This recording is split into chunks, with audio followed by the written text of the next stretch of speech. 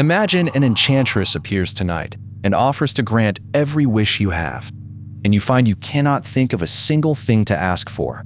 That happened to Leo Tolstoy. He was about 50. He had written War and Peace and Anna Karenina. He had a wife he called kind, children he loved, an estate so large he could ride it for hours, and a fame that reached every literate country on earth. In one ordinary day, his life, in his own words, came to a halt. He could still eat and sleep and work. He simply could not answer the question of why he should.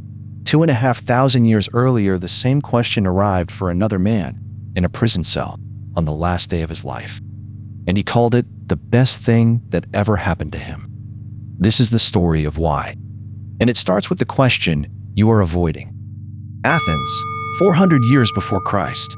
A man named Chaerephon walks into the temple at Delphi and asks the oracle whether anyone is wiser than his friend Socrates.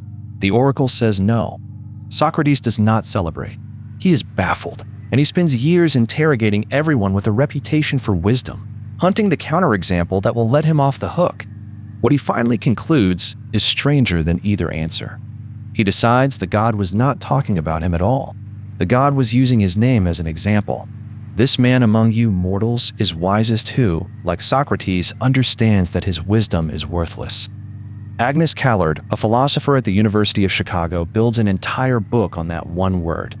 Like, not Socrates the genius, a Socrates, a kind of person, which means the position is open, but there is a price of admission, and almost nobody pays it. Here is the price. When Socrates meets the famous orator Gorgias, he does not start arguing. He checks something first. I would be pleased to keep questioning you, he says, if you were the same kind of person I am. And what kind is that? The kind who counts being refuted a greater good than refuting someone else. Because being freed from a false belief is a bigger favor than freeing somebody else from one. Now hold that against the slogan we actually inherited. Question everything. Callard points out that this is not a question. It is a command. Her own university has a celebrated free speech statement declaring that its central principle can never at any time be called into question, which is a sentence that refutes itself in the reading. The real Socratic motto, she says, is different. Persuade or be persuaded. Hold on to that phrase. Everything ahead hangs off it. So why could Tolstoy not simply ask his question? Callard's answer is her one invented term, and it unlocks the whole book. An untimely question is a question that arrives at the wrong time, namely, after it has already been answered. Suppose you firmly believe that cloning is immoral. Now genuinely ask yourself whether it is. You cannot take the belief off the list while you are standing on it. You can perform the asking, but the answer is load-bearing and it stays. And Tolstoy did not try to answer his questions and fail. Read the confession closely, and he barely tried at all. At first, he writes, I thought these were pointless, irrelevant questions. Then, a few pages later, life is a meaningless evil that is unquestionable. Callard's verdict is brutal. His conclusions were not products of reasoning. They were substitutes for it. Plato wrote a scene that shows what an unasked question looks like from the inside. Before dawn, a young man named Hippocrates hammers on Socrates' door. Socrates, are you awake or asleep? He has heard that the celebrated sophist Protagoras is in town, and he wants to pay any amount of money to study with him. Socrates asks him one thing. What is a sophist? And the young man stops dead. By God, he says, I really do not know what to say. He was about to hand over his fortune and his soul to a man whose profession he could not name. And notice Socrates' rebuke. It is not that the boy was foolish, it is that he was running, as if he had thought it all through already. Callard's point is that we are all Hippocrates. We just get to the door and back before anybody notices. The technical name for this in Callard's book is wavering. You waver when one thought suits one situation and its opposite suits another, and you cannot say what the relevant difference is. We are extremely good at hiding it. Bertrand Russell called it emotive conjugation. I am firm. You are obstinate. He is a pig-headed fool. Same behavior, 3 verdicts. We keep matched pairs of proverbs on the shelf so that whichever way we lean, wisdom agrees. Look before you leap. He who dares wins. Even the novelists know. Elena Ferrante wrote that to tolerate existence we lie. and that when one writes, one must never lie. But Callard will not let fiction be the escape hatch. Tolstoy, she says, falls for his own grandiose nihilism. Novelists give us a view onto the promised land. They do not give us the land. Why does any of this matter, though, if your beliefs happen to be true? Meno asks Socrates exactly that. Why is knowledge prized above merely correct opinion? And Socrates answers with a story about statues. The sculptor Daedalus made statues so lifelike that if you left them untied, they would run away in the night. True opinions are like that. As long as they remain, they are a fine thing, and all they do is good. But they are not willing to remain long. They escape from a man's mind until one ties them down by giving an account of the reason why. So the prize is not being right. Anyone can be right by accident. The prize is staying right when somebody pushes. And that is why philosopher Callard says, is not the name of a profession. It is a way of being a person. On the steps of an Athenian courthouse, weeks before his own trial, Socrates meets a man named Euthyphro. Whom are you prosecuting? My father, he says. As far as anyone knows, this is the only case of its kind in Athenian legal history. A laborer on the family estate had killed a slave in a drunken rage. Euthyphro's father bound him and left him in a ditch while he sent to Athens for advice, and the man died there of cold and hunger. And now, the son is charging the father with murder. Socrates asks the obvious question, are you certain this is holy? Euthyphro is not troubled in the slightest. I should be of no use, he says, if I did not have accurate knowledge of all such things. That certainty is what Socrates is aiming at, not the crime, the certainty. Watch what happens whenever Socrates asks somebody to define something. Meno, asked what virtue is, says 4 separate times that this is easy, it is not hard to tell you, and then lists virtues by social role. A man's virtue is managing public affairs. A woman's is running the household and being submissive to her husband. He tries again and lands on the ability to rule over people, which happens to describe precisely the position Meno occupies. Euthyphro's definition of piety is, in effect, what I am doing right now. Callard's diagnosis is that these are not answers. They are self-affirmations. Socrates' questions do not hunt for beliefs a person happens to hold. They locate the beliefs a person needs to have. Think of walking with a friend who says, just follow me, and then stops. The moment they stop is the moment the question opens. Here is a puzzle Callard draws out of the dialogues. We do not go to war over how much somebody weighs. If we disagree, we find a scale. We do not kill each other over which number is larger. We count. Socrates puts this to Alcibiades. Nobody has ever come to blows over what is healthy, but over what is just. The entire Iliad happens. The standard explanation is that justice is subjective. Callard says that explanation collapses because plenty of subjective things are perfectly peaceable. Nobody has ever thrown a punch over chocolate against vanilla. The real difference is that measurement only exists where detachment is possible, and here, detachment is exactly what we cannot manage. We do not fight because the answer is unavailable. We fight because we are standing on the answer. Callard calls these load-bearing answers, and she has a courtroom image for what happens when one gives way. Picture a juror and the defendant's mother hearing the same evidence. The juror updates. It is a small internal adjustment, unpleasant and survivable. The mother does not update. If she accepts it, something collapses and has to be rebuilt from the ground. Callard's point is not that the mother is irrational. It is that impartiality for her is an enormously greater achievement than it is for the juror, and we almost never register that difference when we tell somebody to be more objective. Then she adds one more term, and it lands quietly. The load-bearing predictions we make about our own futures have a name we use every day. We call them hope. And there is a reliable tell for when an answer is not merely yours, but shared. It is anger. Callard's line is that you can be angry at people, but you cannot be sad at them. A freak accident makes you sad. A murder makes you furious. Losing a job to someone more talented stings. Losing it to discrimination enrages. In the Antigone, Creon tells the captured watchman that death alone will not be good enough for him. That will teach you. Teach him what exactly? He is about to die. There is nothing left to learn. Anger, in Callard's reading, is the sound a collective answer makes when it is disrupted. Not a feeling that happens to accompany injustice, but evidence about which beliefs you are holding jointly with other people. Which raises a darker question. Where did those beliefs come from? Not from you. Callard argues that the air is thick with commands you obey without ever hearing them issued. Hunger says eat. Tiredness says sleep. And look at the instruments. Pain. The fear of more pain. And the purely contrastive pleasure of temporary release from pain. Those, she writes, are the tools of the torturer, like a capricious tyrant. And you have been taking orders since the first second. As soon as you were born, you had to hit the ground running. You screamed. You wiggled. Nobody sat you down first. Now here's the definition that turns this from complaint into philosophy. A command is an answer to a question nobody asked. Say do 20 push-ups in reply to a request, and it is advice. Say it unprompted, and it is an order. Every command is a stolen answer. You never got to ask. You might think that is what parents are for. Callard tells a story against herself. As a child, she read her way alphabetically through the junior high library, walking home for hours with a book open, crossing streets by peripheral vision. One day, her mother suddenly noticed and interrogated her about it.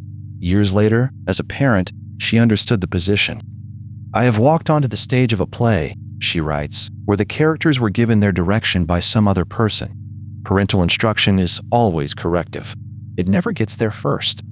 And the sign that a child is ready to hear your instruction is that she is already acting against it, which kills the obvious fix. You cannot simply take yourself in hand and be your own parent. Self-correction only ever redecorates a surface somebody else laid down. So who laid it down? Callard names two masters, and she takes the phrase from the dialogue credo. Savage commands. The first is the body. It works by the carrot of pleasure, comfort, and safety, and the stick of pain and the fear of death. The second is kinship. It works by the carrot of status, honor, affection, and camaraderie, and the stick of exclusion and the social emotions. Shame, pity, sympathy, envy. Notice that your reputation is not a fact about you. It is identical to other people's opinions. And the grip of that second command is easy to underrate. So here is a test. Imagine everyone alive stays alive, but no more children are ever born. Nothing hurts. Nobody dies early. Now ask yourself honestly, how much of what you do would survive that news? Both tyrants have a failure mode, and both are places where we lie about ourselves. Start with the bodies. We call it weakness of will. You know the cookie is bad for you. You eat it anyway. Socrates says, describe that without the euphemism. It comes out as, he did what was bad, knowing it was bad, having been overcome by the good, which is nonsense. What actually happened, Callard says, is that in the moment the cookie stopped being the worse option, and afterwards you needed not to have chosen it, so you invented a substance called willpower and blamed its absence. We keep two names, good and pleasant, to stop the absurdity showing. You waver in how you act. Then you waver in how you talk about how you did not waver when you acted. Now the kinship commands failure mode, which is worse.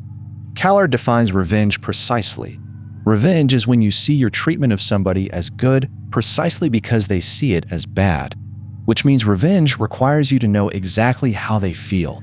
So empathy is not the cure for it. Empathy is the prerequisite.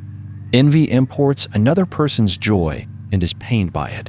Spite imports their suffering and is pleased. Empathy, she writes, is not a virtue, it is a power. Here is the clean test. Imagine a criminal who genuinely repents and welcomes his punishment.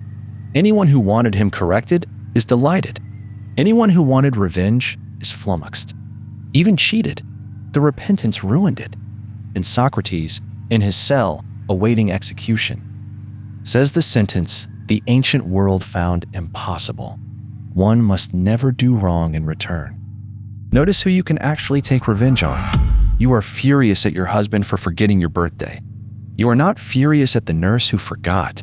A boulder rolling toward you produces fear, never anger. You take revenge on a spouse by leaving the dishes, and on a stranger by doing something far worse. And that mildness is the giveaway. Callard's conclusion is that enemies are not a natural category. Enemies are ex-friends. Your children prove it. Watch two sisters escalate from a snatched dress to pulled hair, each insisting she was not the one who started it. Nobody taught them that logic. And if you want to know what pure hatred would look like, the Gorgias has the recipe. Take the man poised to become the next tyrant. Clear every obstacle from his path. Let him keep the stolen money. Never punish him. And ideally, make him immortal. So revenge is not the opposite of love. Revenge is loving hate. And the Socratic view is not that it is immoral. It is that it is impossible. Nobody has ever actually achieved it. What is the alternative? In the Credo, Socrates imagines the laws of Athens speaking to him, and this is where Callard's title phrase comes from. We only propose things, they say. We do not issue savage commands to do whatever we order. We give two alternatives, either to persuade us or to do what we say. That is the whole program in one sentence. Persuade or be persuaded. Refute or be refuted. Ask questions or answer them. Which is why, when his friend Credo lists the reasons to escape, the orphan children, the shame on his friends, the safe house in Thessaly, Socrates hears none of them as reasons. He hears incentives. But you cannot refuse both tyrants and stand nowhere. Watch what happens when they collide. Socrates asks the young Alcibiades about rescuing a friend under fire. Admirable, says Alcibiades, and dangerous. So which advisor do you take? The just or the advantageous? Alcibiades cannot choose. He says he would not want to go on living if he were a coward, which makes cowardice the worst thing in the world. He also says death is the worst thing in the world. He is carrying two currencies and no exchange rate, and he believes this is a tragic dilemma about the human condition.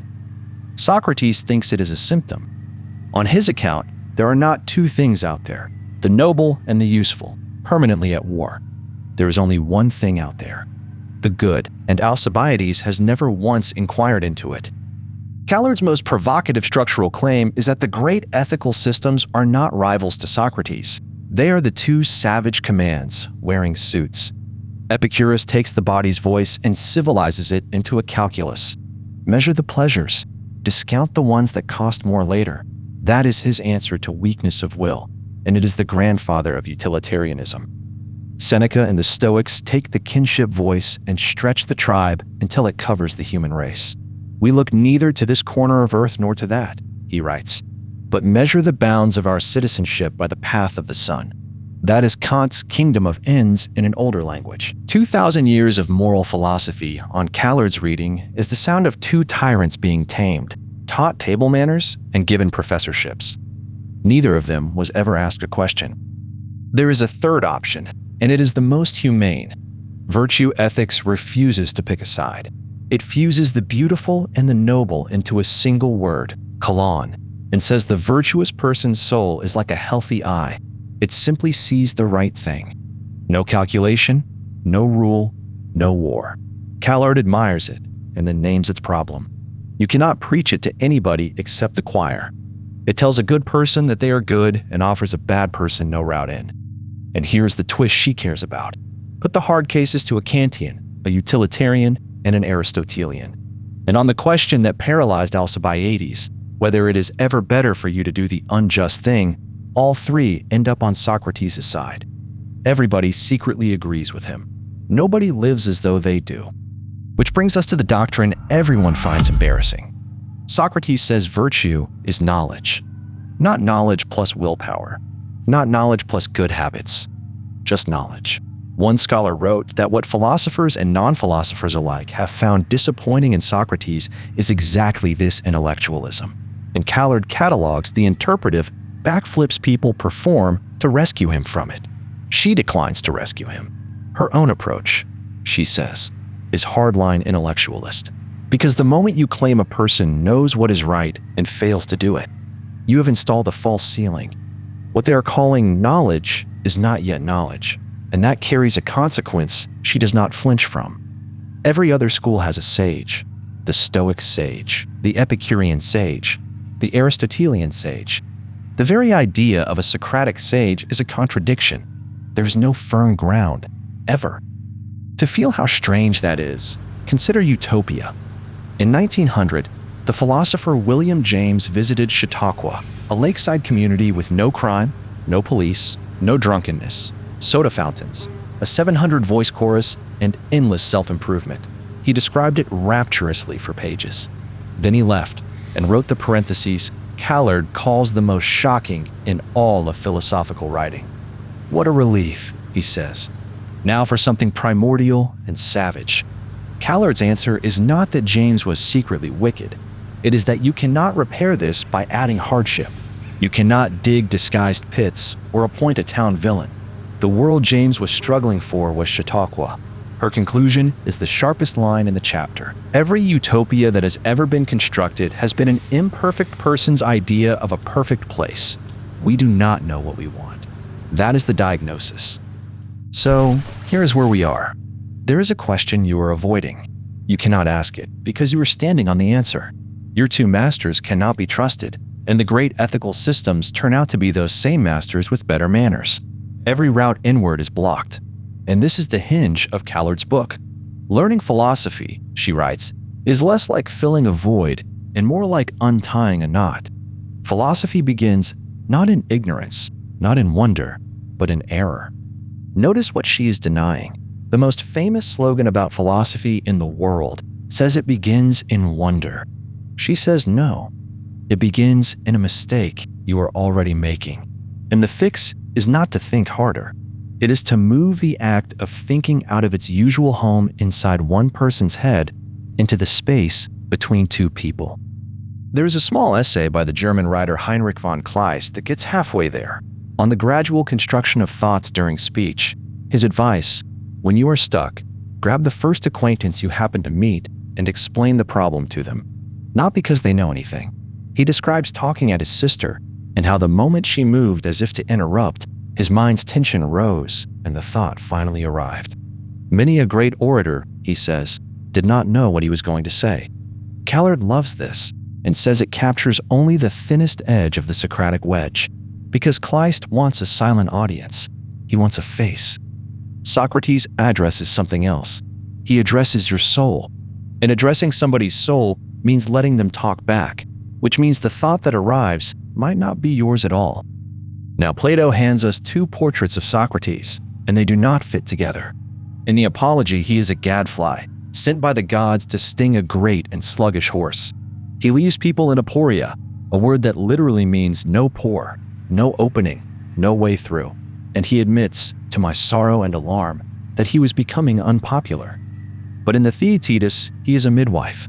His interlocutors, he says, discover within themselves a multitude of beautiful things, and it is he who delivers them. In the Charmides, he wants the state of each existing thing to become clear. In the Gorgias, he holds people down with arguments of iron and adamant. Callard names this the Gadfly midwife paradox. Is he destroying or delivering? 2,500 years of readers have taken the easy way out. The easy way out is the two-stage view. First, he clears the ground. Then, presumably, he builds. Augustine's mother once asked a bishop to unteach her son evil things and teach him good things, and the bishop said the ground must be cleared first. And a young man named Cleitophon spends an entire dialogue complaining that Socrates is better than anyone alive at turning a man toward virtue, and then either does not know the rest or will not share it. But look for stage 2, and it is never there. He refutes Laches, then turns and refutes Nicias. He refutes Gorgias, then Polus, then Callicles. Then Critias explodes at him. You are trying to refute me, he says, and ignoring the real question at issue. And Socrates' reply is, for Callard, the single most important passage in the entire Platonic corpus. How could you possibly think, he says, that even if I were to refute everything you say, I would be doing it for any reason other than the fear of unconsciously thinking I know something when I do not? And then, do you not believe it is for the common good that the state of each existing thing should become clear? Notice what he does not say. He does not say refutation is a preliminary. He is claiming the two are one act. Callard's name for it is Inquisitive refutation, and its structure is a division of labor. One person's job is to assert truths. The other person's job is to catch falsehoods. Nobody can do both at once, because those are two different rules and no single mind can obey them simultaneously. Socrates is not attacking you. He has taken the half of the job you cannot do for yourself. To see it done, watch him with Alcibiades, who is about 18. Would you rather live with what you have now, Socrates asks, or die on the spot if you could never acquire anything greater? And then he simply narrates the boy's ambition back to him. Europe would not be enough for you without Asian. Only Cyrus and Xerxes count as rivals. I am not guessing that this is your ambition. I am sure of it. Nobody has ever said this out loud to Alcibiades. It is true, and it is unbearable. Socrates finishes. Can you see what condition you are now in? Is it appropriate for a free man or not? And the boy answers, I think I see only too clearly. Nothing was taught. Nothing has even been refuted yet. Something was simply said in the open air. Then Socrates performs the maneuver Callard says is the entire method. He asks a series of small questions, gets a yes to each, and stops. Who was saying those things? He asks. The questioner or the answerer? The answerer, says Alcibiades. And who was asking? Socrates. So, Alcibiades, the handsome son of Clinias, does not understand justice and injustice, though he thinks he does. Whose sentence is that? Apparently mine, the boy says. You heard it from yourself, Socrates tells him, not from me. This is exactly why Socrates needs answers of his own. He is not an empty vessel. His answers are the products of past investigations, and his interlocutors are not. He is a normative mirror. Callicles, he says elsewhere, is one of those stones on which they test gold, and you cannot be your own touchstone. Callard gives that blind spot a name: normative self-blindness. In 3 examples. 1. Your parents tell you that you are brilliant, and you discount it instantly, not because they are lying, but because they cannot take the separate step of applying a standard to you. She admits the same is true of her own self-assessment. If I started listing my qualities, she says, I would miraculously place a check mark beside every single one. 2. Modesty. A modest person cannot act under the title of modesty. The moment you are being modest on purpose, you are not. 3. Try promising yourself to be in bed by 11. Tomorrow, you will know exactly when you went to bed, and you will still not know whether you kept the promise because you can release yourself, promise your partner, and the question becomes trivially easy. Which brings us to the most famous instruction in the history of philosophy, and Socrates' reaction to it is not reverence. Know thyself. Was it some simpleton, he asks, who inscribed those words on the temple wall at Delphi? And then he builds the strangest image in Plato. Suppose the instruction were see thyself, and it was given to an eye. What could the eye do? It cannot see itself. But it can look into another eye, and specifically into the pupil, the one part that reflects. If the soul is to know itself, he concludes, it must look at a soul, and especially at that region in which what makes a soul good, wisdom, occurs. The Greeks called that reflection the little doll in the eye. The most famous solitary command in philosophy turns out to be an instruction to go and find somebody. And it works. That is the tragedy. Years later, drunk at a dinner party, Alcibiades tells a room full of people what Socrates does to him. My heart starts leaping in my chest. The tears come streaming down my face. The frenzied Corybantes seems sane compared to me. He makes it seem that my life is not worth living, like the sirens. He could make me stay by his side till I die. Socrates is the only person in the world who has ever made me feel shame. The mirror was truthful. Alcibiades looked, saw exactly what was there, and then went off to command the Sicilian expedition defect to Sparta, defect again to Persia, and be assassinated at 46. Callard's diagnosis is precise. He grasped the refutation. He never grasped the inquiry. He thought Socrates was taking something away. There is a scene Callard says happens so reliably it deserves a name, and she calls it the primal scene. Meno, who a moment ago said it was easy to define virtue and boasted of making 1,000 speeches about it, has now been refuted 3 times, and he turns on the whole enterprise. How will you look for it, Socrates, when you do not know at all what it is? How will you aim to search for something you do not know? And if you should meet with it, how will you know that this is the thing you did not know? That is Meno's paradox, and it is not stupid. It is the philosophy student home from college, asked over dinner what exactly she is studying. discovering she can no longer say. Socrates calls it a debater's argument, but he does not dismiss it. Because the paradox is only fatal if inquiry works one way, and Callard says there are two ways that look identical and are not. A problem, in Greek, is a shield thrown in front of you, something to move out of the way so you can get on with what you were doing. A question, in Latin, is a quest. The problem is over when it stops blocking you. The question culminates in its answer, and there is a clean test. A problem transfers as a command. I will pay you to solve this. A question transfers as an invitation. Ask where my keys are, and not on the surface of the sun is perfectly true and perfectly useless. Here, take mine as a good reply and not an answer. We have spent a century converting questions into problems and congratulating ourselves. So Socrates gives a demonstration, and he does it with the least authorized person in the room. He calls over one of Meno's household slaves, draws a square in the dirt with sides of 2, area 4, and asks how to double the area. Twice the length, the boy says at once. Socrates draws it, area 16. The boy tries 3, area 9. And now the boy has nothing, and Socrates turns to Meno and says, "Look how he will come out of his perplexity while searching along with me. I shall do nothing more than ask questions and not teach him."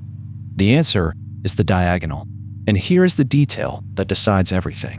The diagonal is incommensurable with the side. There is no whole number for it. Had the boy been allowed to search under the streetlight of ordinary arithmetic, he would never have found it. To explain how that is possible at all, Socrates offers a theory. The soul is immortal, has been born many times, and has seen all things here and in the underworld, so learning is remembering. Callard is honest about how strange this is. When you finally retrieve a word you were groping for, there's a click of recognition. When you learn that Napoleon was born in a particular year, there's no click at all, so the theory does not obviously fit. And then comes the thing that makes Socrates worth 2,500 years of attention. He drops it. I do not insist, he says, that my argument is right in all other respects, but I would contend at all costs that we will be better men, braver, and less idle if we believe that one must search for the things one does not know. Which lets Callard write down what Socrates actually discovered. Thinking is a social quest for better answers to the sorts of questions that show up for us already answered. A quest because it has a built-in endpoint, knowledge. Social because it operates by resolving disagreements between people, and she is careful. A Socratic definition, unlike a dictionary definition, has to come at the end of an inquiry, not the beginning. Now, run the consequences. Is 4 times 5 equals 20 an act of thinking? On this definition, not obviously. Does a calculator think? No. Could a machine think? Yes, if it could hold up its end of an untimely question well enough to help you inquire into one. The fact that it is silicon rather than neuronal tissue, she writes, would be entirely irrelevant. The test is not fluency. The test is whether it can refute you. Now for the part where the man who knows nothing starts making claims. 3 of them. On politics, I believe I am one of very few Athenians to take up the true political craft. On love, the only thing I say I understand is the art of love. On death, the one aim of those who practice philosophy in the proper manner is to practice for dying and death. Read them together, and they are incoherent. He says love is the only thing he understands, and then claims 2 other kinds of expertise on either side of the sentence.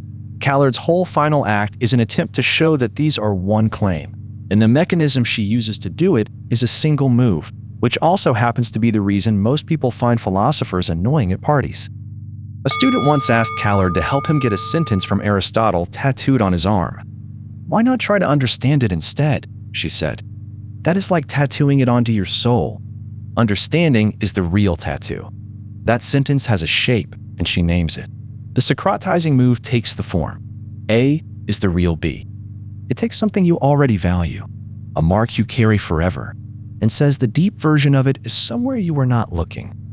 Now, compare the move everybody else makes. Love is nothing but chemistry. Morality is nothing but power. Generosity is nothing but signaling. That is anti-Socratizing, and it is an entire modern industry, where nothing but demotes, Socratizing promotes, and Callard is about to make the most outrageous version of it in the book. Because if virtue is knowledge, then courage is not some force that pushes you toward what you already know is right. There is no such force. There is only knowledge. And that relocates the entire training ground of ethics. You do not learn courage on a battlefield. You do not learn moderation at a dinner table, or piety in a ritual, or justice in a courtroom. You learn all of them in exactly one place, the back and forth of inquisitive refutation. Everything we call moral practice turns out, on Socrates' account, to be a proxy for a conversation. Callard calls this the Socratization of the whole of life, and it is not a figure of speech. She is about to argue, with a completely straight face, that war is really a form of conversation, and that you cannot fight injustice at all. First, she needs a distinction, and it is the most immediately useful thing in the book. Polarization is not the problem. Extreme polarization, she says, is fine. The problem is politicization. Politicization is the displacement of a disagreement out of argument and into a zero-sum arena, where, if one party wins, the other loses. It converts a question, which of these two positions is correct, into a competition between the interests of two parties. She offers a domestic example. Early in her marriage, laundry was a place she could reliably find a fight if she wanted one. It was never about laundry. They solved it by making it unfightable. Everyone does their own. Notice what that solved. Not the disagreement, the arena. And once you have the distinction, you start seeing arenas everywhere. Socrates has one recurring allergy, and it is not disagreement. It is eagerness to win. It is not you I am after, he tells one interlocutor. It is to stop us getting into the habit of second-guessing and snatching each other's statements away ahead of time.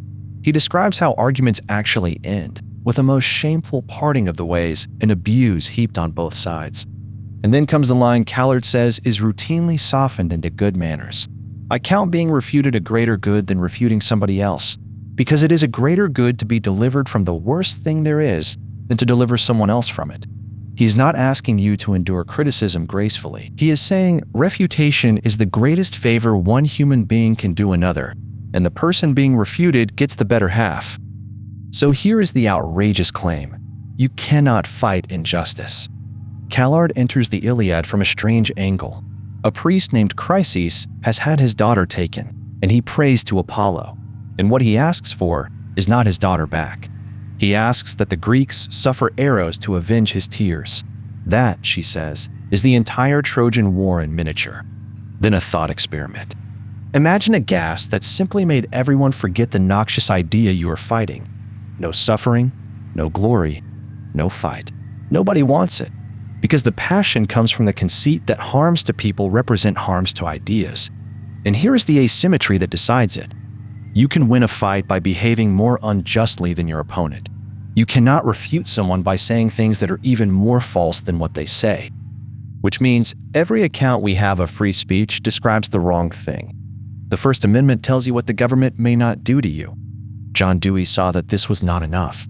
Merely legal guarantees, he wrote, are of little avail if in daily life freedom of communication is choked by mutual suspicion, by abuse, by fear and hatred. And then his famous line, the heart and final guarantee of democracy is in free gatherings of neighbors on the street corner. Callard's complaint is that even Dewey only tells us what free speech is not. Nobody says what it is. So she says it in a handful of words, and it is the most demanding definition of free speech anybody has proposed. Speech is free if, and only if, it is inquisitive. By that standard, the things we prize most turn out to be the failures. Take persuasion. Gorgias boasts that he has talked patients into treatments that his own brother, a doctor, could not persuade them to accept by means of no other craft than oratory. He adds that in a vote for any job at all, he would beat the actual expert. Callard asks the flat question, how do you persuade somebody of what neither of you knows? You give them the experience of knowing without the reality. That is flattery. And then she turns it around, which is the part nobody expects. The unfree person in that room is not the audience, it is the persuader. Somebody constrained to flatter his audience is not at liberty to speak the truth. He has to say what lands. He is the one taking orders. Debate does not fix that. It doubles it. In the Gorgias, Paulus tries to end the argument by counting the room. Do you not think you have been refuted already, Socrates, when you are saying things no human being would maintain? Just ask any one of these people, and Socrates answers that such a refutation is worthless as far as truth is concerned. Adding a second persuader changes nothing about what each of them is doing. It only means the audience now asks, which of these two is better at making me feel like I know something? That is a flattery contest with a scoreboard. Callard's summary is 4 words long, and it is the reason Socrates would never appear on a panel. The truth is never refuted. Only people are. So what would treating somebody as an equal actually look like? Start with what we do now. Callard says our party behavior is a joint project to set what she calls the equality point as high as possible. If you tell me what you do and I tell you what I do, we both expect symmetry, and it is often offensive if it does not arrive. She tells a story from 1987 in which a distinguished Oxford philosopher walked into a room and found a celebrated athlete behaving badly toward a young woman. He did not call security. He said, in effect, "You are preeminent in your field and I am preeminent in mine, so I suggest we discuss this like rational men." And it worked. But notice what he had to build first: a ladder made out of status with room on it for 2. George Orwell wrote an essay in 1945 called "Revenge is Sour," and Callard uses it as her proof. Orwell watched a former prisoner kicking a captured SS officer around a camp, and what he saw was not satisfaction. The man looked. Orwell wrote, like a man in a brothel, or a boy smoking his first cigar, or a tourist traipsing around a picture gallery, telling himself that he was enjoying it. And the second image is worse. An old woman fired 5 shots into Mussolini's corpse, 1 for each of her 5 sons. Callard makes the observation nobody wants to make. The condition of her being able to get close enough to shoot at him was that he should already be a corpse. Revenge promises to restore equality between you and the person who wronged you. It can only be collected once. Equality is permanently gone. Which is why the Iliad's opening quarrel is not about a girl. Agamemnon tells Achilles exactly what it is about. To me, you are entirely unimportant. I shall take your Briseis, so you will see how far superior I am to you, and other men will shrink from talking back to me, as if we were on equal terms. There it is. As if we were on equal terms. Achilles reaches for his sword, and a goddess has to catch him by the hair. The prize was never the prize. The prize was the right to contradict, and once you see it, you see the machinery everywhere. Honorifics. Who sits where? Which pronoun a language forces you to choose? Dress codes. Bowing. None of it is about goods. All of it is about who is permitted to say no to whom. Callard's own memory of this is the best scene in the book, and it is about a sugar bowl. She was in 6th grade baking brownies with her friend Bella. A 4th grader named Heather was underfoot, as usual, ignored. At some point, the 2 older girls could not find the sugar, and Heather pointed at the counter and said it was right there. Callard said, "Heather, you are a genius." And Heather said nothing at all. She just gave a look. Callard describes it as a radiant look of pure, complete joy, and adds, "I think that is the happiest I have ever made anyone." Nothing was given to her. No cake, no invitation, no compliment she could bank. She was addressed for 1 second as a mind. That is what all of us are fumbling for at parties. Socrates puts it as a courtroom joke. "You do not compel me," he tells Polus. "You produce many false witnesses against me and try to banish me from my property, the truth. And then, I do know how to call for a vote from one person, but I do not even discuss things with the majority. A vote from one person." That is Callard's definition of treating somebody as an equal, and it carries 3 conditions. First, that the 2 of you are not of one mind. Second, that disagreement does not close the door on doing something together. Third, and most important, that neither of you counts as achieving anything worth mentioning except with reference to the other. And then the payoff. Freedom of speech is simply the freedom to speak truly. We live together because we think together. Now, love, and Callard opens by refusing the image everybody claims to want. 2 elderly people on a park bench, holding hands, saying nothing for hours. Young lovers point at them and say, "That is what we want." And Callard asks the awkward question, "Would you actually sit through it? Tonight? 3 hours in silence?" No. You want it the way you want a photograph of it. Unromantic marriage, she writes, might for most of us be the best deal on offer, but it is very far from the best deal we can conceive of. So there is a gap between the love we settle for and the love we can imagine, and we have quietly agreed as a culture not to look into it. Socrates looked, and the answer he gives will cost you almost everything you call romance. The most beloved story about love in the Western world is told in Plato's Symposium by a comedian. Aristophanes says we were once whole and were cut in half, and love is the search for the other half. He imagines the god Hephaestus standing over two lovers with his tools, offering to weld them into one, and says everyone would take the offer. Socrates says no, and he says it with a scalpel. People are perfectly willing to cut off their own arms and legs, he points out, if they believe them diseased. Nobody clings to a part simply because it is theirs. What everybody loves is not the matching half, it is the good. And Callard adds the deadpan observation that if they really were fused, there would be no sex. What Aristophanes describes so beautifully is codependence. So what is love for? Socrates' answer, delivered through the priestess Diotima, is that love is wanting to possess the good forever, which makes love permanently dissatisfied by design and makes the god of love a philosopher.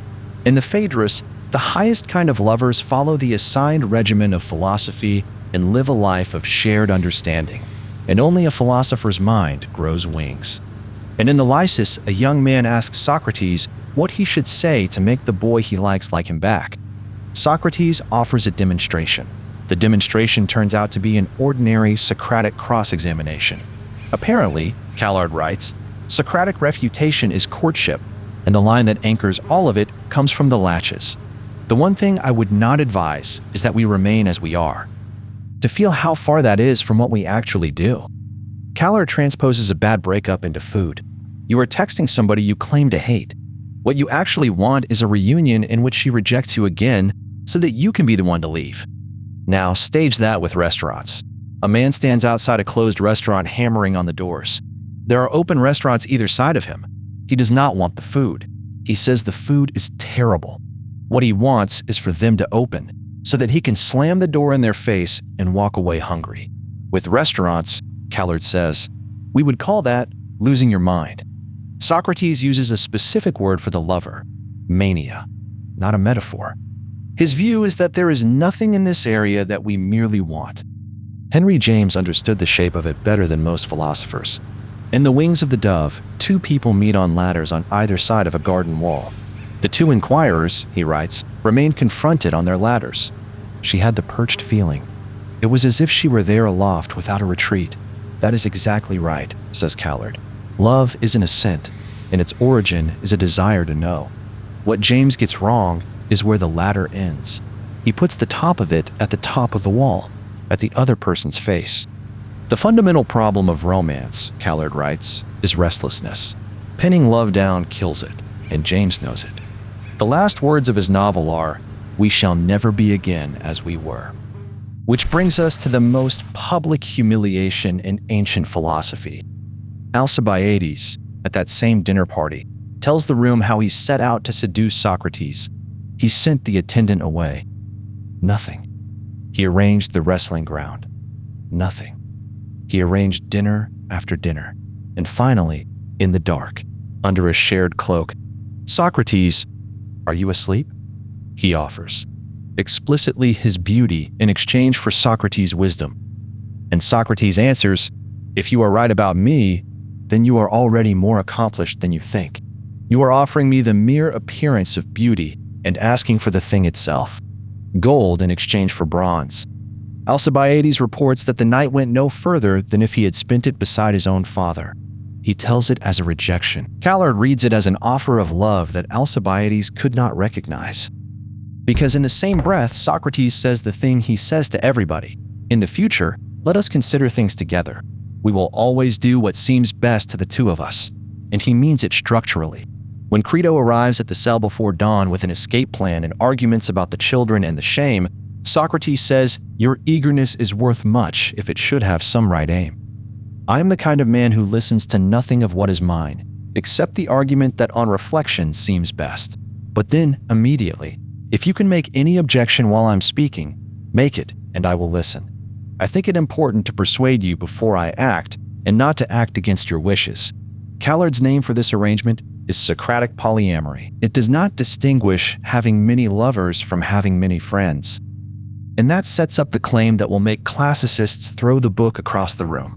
Callard says there is no such thing as Socratic irony. Go through Plato and count. Every time the word appears, it is an accusation made by somebody hostile. Alcibiades, his whole life is one big game, a game of irony. Thrasymachus, that is just Socrates' usual irony. Callicles, you are being ironic, Socrates. And the reply, every single time, is no, I am not. He even worries that a jury will think he is being ironic. The admiring version arrives centuries later, with Cicero and Quintilian, from men who were never in the room. Then Hegel builds on it, and Kierkegaard, and everyone since. Callard's replacement is one sentence. Socratic irony is what Socratic intimacy looks like to people who cannot believe in it. She knows that mistake from the inside, because she made it. At 21, having learned ancient Greek and scoured the dialogues for hidden meanings, Callard went to the steps of the Art Institute of Chicago, the nearest thing the city has to an agora, and walked up to strangers. What is art? What is courage? What is the meaning of life? The conversations were all quite short. They never really got off the ground. They felt trapped, she writes, and I felt not at all like Socrates. Years later, she saw why. The irony people projected onto her was the very same irony she had been projecting onto Socrates. She had gone out there performing a hidden depth, and her verdict on 20 years of reading is one line. Where I once saw Socratic irony, I now see Socratic love. The last part of the book is about death, and it does not begin with Socrates. It begins with a philosopher Callard called Steve.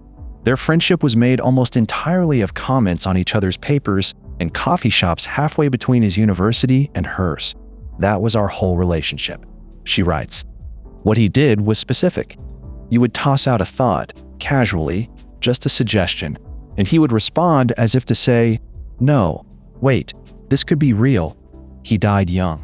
And she describes the grief as a knock at the door that transforms a dull living room, or a shop assistant saying, sorry, the number 4 is gone. We do not have it anymore. And there is a detail she cannot get past. In their last recorded conversation, she asked him whether philosophy prepares you for death. He was interrupted. He never answered. Tolstoy wrote the version of this that everybody knows. Ivan Ilyich, as a competent judge with a good career and a correct household, is dying. And the worst of it is not the pain, it is that everyone in the room is lying, and he has to help them do it. Tolstoy describes a loneliness that could not be more absolute anywhere, either at the bottom of the sea or underneath the earth. He describes the pain coming and standing right in front of him and looking at him. And at the very end, Ivan remembers his small suppressed attempts at struggling against what was considered good by those in high positions above him. And he feels the fragility of what he had been defending. And there was nothing to defend. That is the Tolstoy problem in 6 words. Not that he chose wrong, that there was nothing there. Now put Socrates in the same room. Last day, hemlock waiting. Friends assembled, and he is arguing that the soul is immortal. 2 of them, Simmias and Cebes. Object, and the company is depressed, driven to doubt not only what had already been said, but also what was going to be said. This is the moment. A man with hours left, being told his consolation does not hold. Plato records that he received it pleasantly, kindly, and admiringly, and compared himself to a swan, which sings most beautifully facing death. And then, after answering, he concedes, our first hypotheses require clearer examination, even though we find them convincing. Callard puts her finger on why that is astonishing. He does not welcome the objection because he is confident it is wrong. He welcomes it because he thinks it might be right. He also names the one thing he is afraid of, and it is not dying. We should not become haters of reasonable discourse, he says, as some people become haters of humanity. There is no greater evil one can suffer than to hate reasonable discourse, and the parallel is exact. If everybody you meet turns out to be untrustworthy, at some point the honest conclusion is that you have no skill in human affairs. The man who has given up on argument concludes that all arguments simply fluctuate up and down when the fluctuation is in his own soul. Then he warns them about himself. Take care, he says, that in my eagerness I do not deceive myself and you, and like a bee, leave my sting in you when I go. Give but little thought to Socrates. much more to the truth. Callard tests all of this against her own grief. After Steve died, 30 philosophers flew in for a conference on his unfinished papers. She arrived on the verge of tears, collapsed into a friend's arms, and was certain she would be unable to do any philosophy at all. Then everyone got started and threw themselves into it. Her first comment was a request for help with sentences she could not understand. The same friend explained Steve's argument and then the flaw he thought it had. The conference, she writes, did not feel tragic. It felt happy. Dealing with our friend's death made us philosophize better, like the swans. And then the sting, because she is honest. She is sad about him when she thinks about his death alone. Ignorance of ignorance is the barrier between us. Socrates dismantled it. Steve did too. But she also catches everybody wavering about death, herself included, and she has a name for wavering in this particular arena: superstition. Watch a committed materialist honor a dead man's wishes, or protect his legacy, or say, if he were here, he would be ashamed of you. Watch a committed believer grieve as though the person is simply gone. Socrates laughed at all of it. Asked how he would like to be buried, he said, "In any way you like, if you can catch me and I do not escape you." He thinks, said Socrates about his own friend, that I am the thing he will soon be looking at as a corpse. And then a line Callard treats as the ethic of the whole book. To express oneself badly is not only faulty as far as the language goes, it does some harm to the soul. Then she splits the fear of death in two, and this is the most useful idea in the final act. The first fear is the one everybody argues about.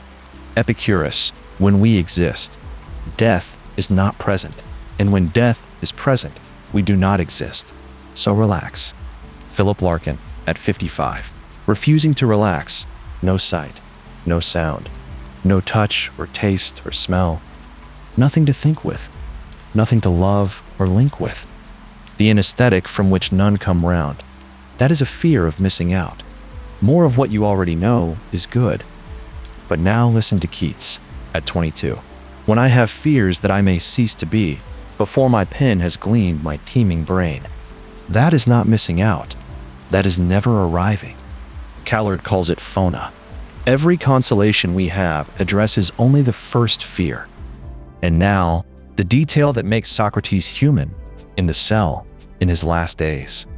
He starts writing poetry. He had a recurring dream telling him to practice and cultivate the arts, and he had always read it as encouragement to keep philosophizing, waiting to die. He begins to second-guess that reading and sets Aesop's fables into verse. The man who argued against writing started writing. The man who ran the poets out of the conversation became one. Callard's question is quiet and devastating. In the final days of his life, did Socrates entertain some doubt as to whether philosophy was his true calling? Apparently. And yet, when Crito begs him to wait, the sun still shines on the hills. He refuses. I expect no benefit from drinking the poison later, he says, except to become ridiculous in my own eyes for clinging to life. This is the point to say plainly what Callard says about her own book. She is not claiming to have proved any of it. Let me emphasize, she writes, that I am not putting forward this series of Socratic critiques as valid. I am only putting them forward as Socratic. The comparative evaluation, she says, will have to await another book. On her own account of inquiry, she admits it is not obvious how searching for something lets you recognize what you find as the thing you are after. And she opens the whole project with a warning rather than a promise. I will show you what a philosophical life looks like, but I cannot say whether the sight of it will fill you with Socratic hope or plunge you into Tolstoyan despair. If you are willing to take the risk, read on. That is not a sales pitch. It is a disclosure. So how do you take on a project bigger than a life? Socrates says you stop looking at clocks. There are people, he says, for whom it does not matter whether they talk for a day or a year, if only they may hit upon that which is Callard offers two resources, practice and help. The myth of judgment Socrates tells at the end, he concedes, is not something a sensible man would insist on. It is a picture of the moment when nothing stands between you and the question you have been avoiding. Philosophy is deciding that the moment is now. Plato's last words call him the best and wisest of them. Callard adds what his friends missed. They may not have taken sufficient account of the role they played in making it possible. He never faced it alone. Neither can you. Go find the one person who will tell you that you are wrong. Persuade or be persuaded.